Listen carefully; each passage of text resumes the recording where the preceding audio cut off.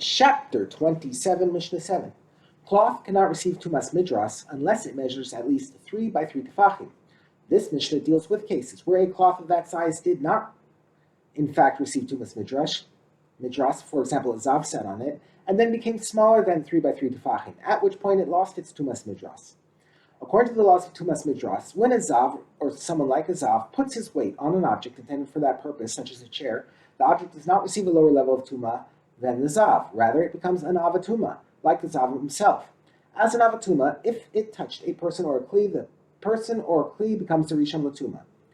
If someone wove a piece of cloth to the exact size of 3 by 3 tefachim, and it became tamei with tumas midras, and then he finished the entire cloth, i.e. he continued weaving until the cloth was as large as he intended. So the newly woven section also has tumas midras because it is attached to the original section. And then he removed one thread from the original section, making that section slightly smaller than 3 by 3 tefachim. The entire cloth becomes tahor from tumas midras. The original section loses its tumas midras because it was reduced to less than the minimum size. Therefore, the new section, which has tumas midras only because of its attachment to the first section, also loses its tumas midras. However, the entire cloth is tamei as a rishon because it was touching. However, the entire cloth is tamei as a rishon because it was touching a midras.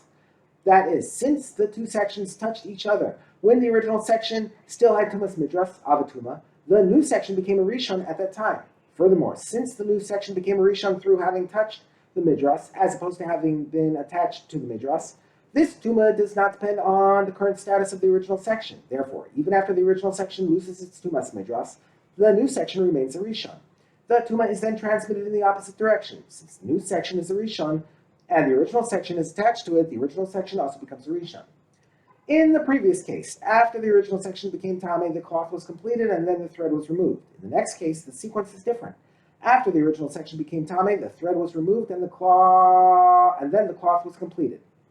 If someone made a piece of cloth that measures exactly 3 by 3 tefachim, and then it received tumas midras, and then he removed one thread from this original section, causing it to lose its tumas midras, and then he finished the entire cloth. The entire cloth is tamei as rishon because it was touching a midras.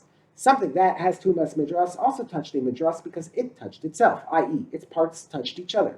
Therefore, although the original 3 by 3 section lost its tumas midras when one of its threads was removed, it is still tamei as a rishon on account of its having touched itself.